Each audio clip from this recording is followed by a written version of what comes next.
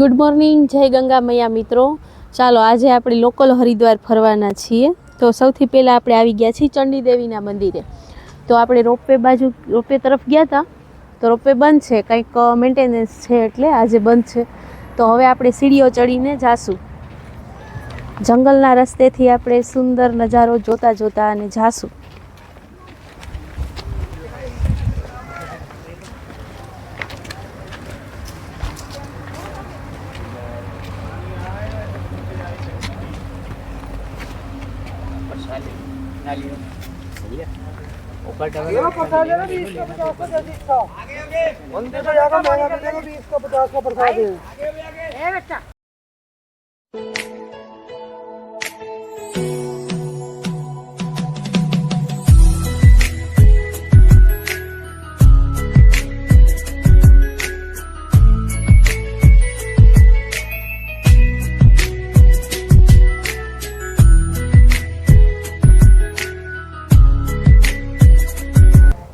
ચાલો આપણે જંગલના રસ્તે જાય છીએ.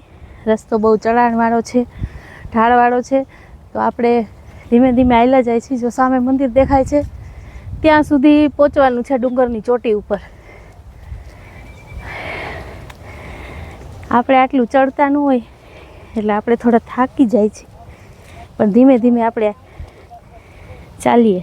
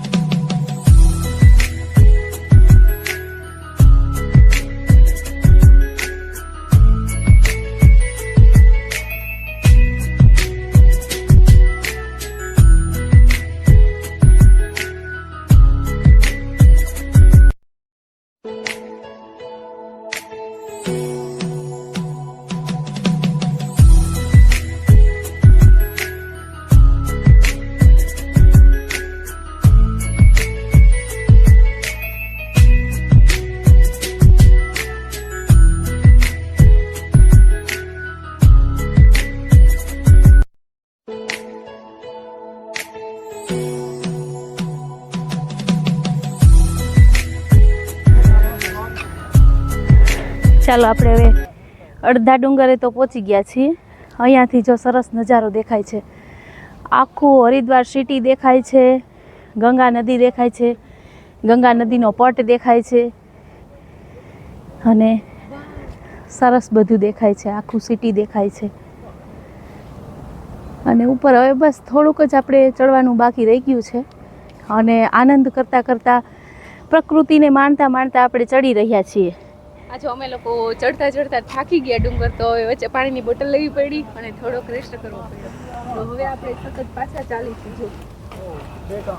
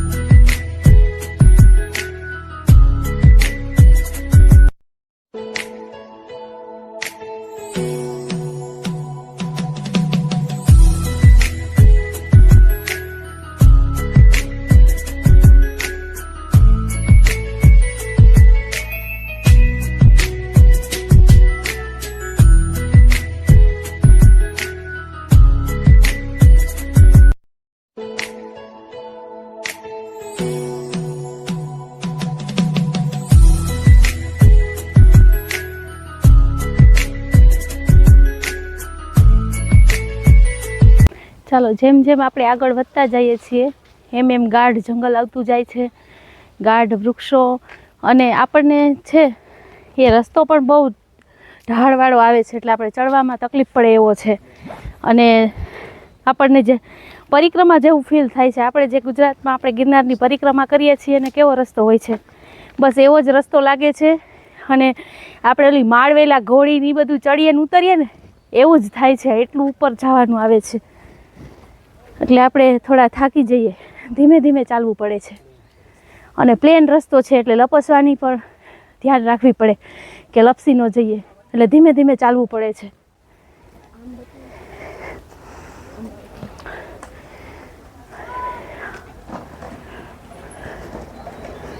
અહીંયા જો આવી રીતના વ્હીકલવાળા પણ આપણને મૂકી જાય છે, ટુ વ્હીલ લઈને એક્ટિવા લઈને મૂકી જાય છે, પણ એ પણ રિસ્કી રહે છે આવા રસ્તામાં. એના કરતાં બેટર છે કે આપણે ચાલીને ધીમે ધીમે ચડીએ. આ ચંડી દેવીના મંદિરે ચડતા ચડતા તો એટલા પરસેવો વળી ગયો ને કે બધાને આ ઠંડીમાં પણ ગરમીનો અહેસાસ થવા માંડ્યો. બધાએ સ્વેટર કાઢીને ઢગલો કરી દીધા. હવે તો સ્વેટર પહેરવા ગમતા નથી, નહીં તો ઠંડી એટલી હતી ને કે આપણે બધું પેક કરીને ચાલતા હતા, પણ બહુ ગરમી લાગી.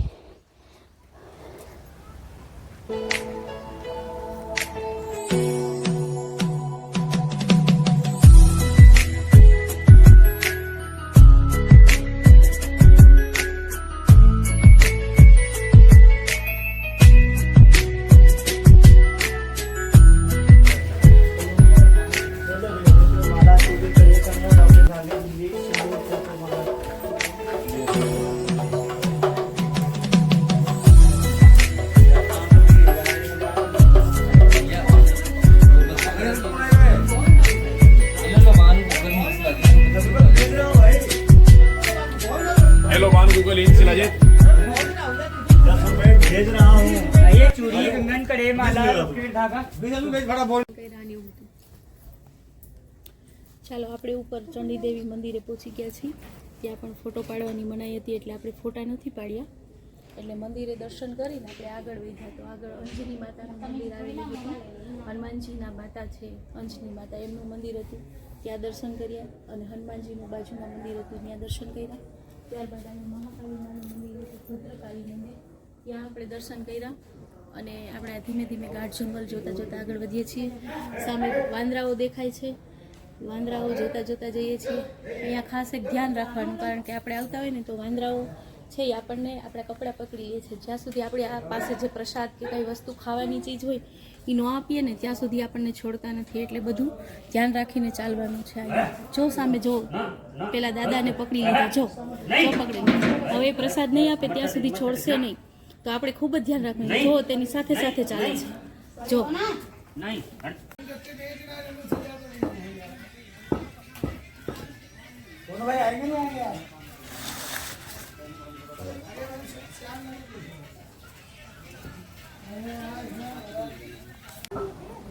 ચાલો હવે આપણે દર્શન કરીને નીચે તરફ ઉતરીએ છીએ. નીચે તો આપણને અહીંયાથી પૂરું હરિદ્વાર સિટી દેખાય છે, ગંગા માતા દેખાય છે, અને સરસ ઠંડો પવન આવે છે, અને વાતાવરણ એકદમ આહલાદક વાતાવરણ છે. તો ચડતા વખતે જેટલી તકલીફ હતી ને ઉતરતા એટલો જ આનંદ આવે છે અને મજા આવે છે. તો આપણે ધીમે ધીમે હવે ઉતરી જઈએ અને બીજું સ્થાન તરફ પ્રસ્થાન કરીએ.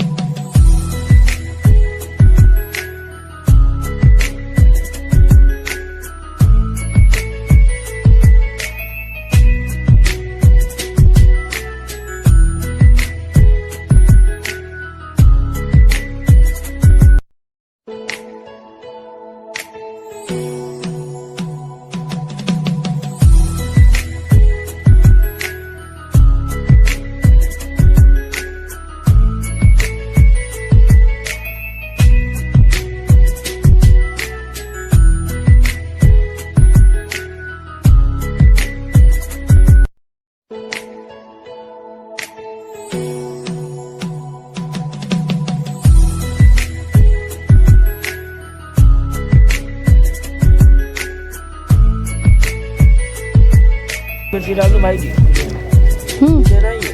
ये એ ઉબાલે हुए થોડી સી ડાલના જ્યાદી મત. ચાલો આપણે દર્શન કરી નીચે ઉતરા તો એક ચણાવાળા ભાઈ ઊભા હતા.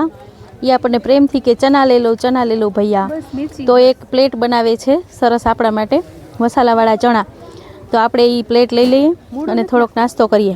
ભૈયા ભૈયા વો મૂળા નહીં ડાલના હે. મૂલા નહીં ડાલના હે.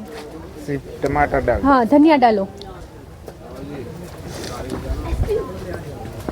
તો એ પ્લેટ બનાવે છે, એમાં નાખે છે બધું ટમેટાં, લીંબુ, મરચાંની કટકી અને મૂળા પણ અહીંયા નાખતા હતા. પણ આપણે એ મૂળા નહીં ભાવે તો આપણે મૂળા નહીં નખાવીએ અને એમનામ સાદી પ્લેટ બનાવશું.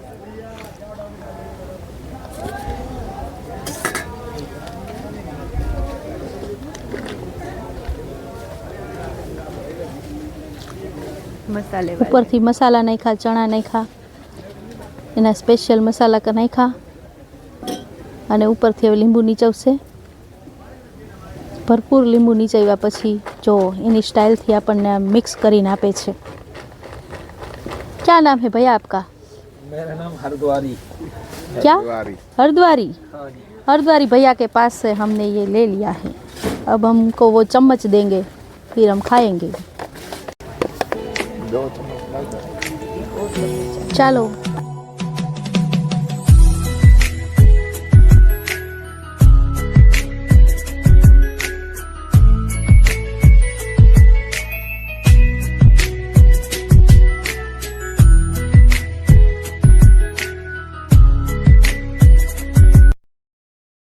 नाम सुने ही होंगे, उधर ही गवर्नमेंट के अंडरटेकिंग में रहता है, उधर ही एक मुखी का फल होता है। तो अभी यहाँ पे उत्तराखंड गवर्नमेंट की तरफ से और शंकराचार्य जी का संस्था है, उन्हीं के आश्रम से पूजा कराया। अभी रुद्रप्रयाग में मेला लगने वाला है ना जनवरी में कुंभ, उसके उपलक्ष्य में गवर्नमेंट ने अवेलेबल करा रखा है एक मुखी दर्शन के लिए।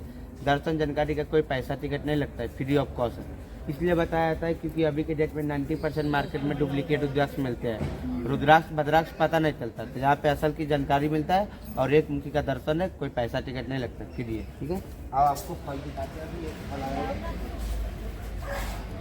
छोटा सा फल आया हुआ है, पहनने से नुकसान देता है। तो यहाँ असल नकल की इसी की जानकारी है गवर्नमेंट की तरफ से फ्री ऑफ कॉस्ट।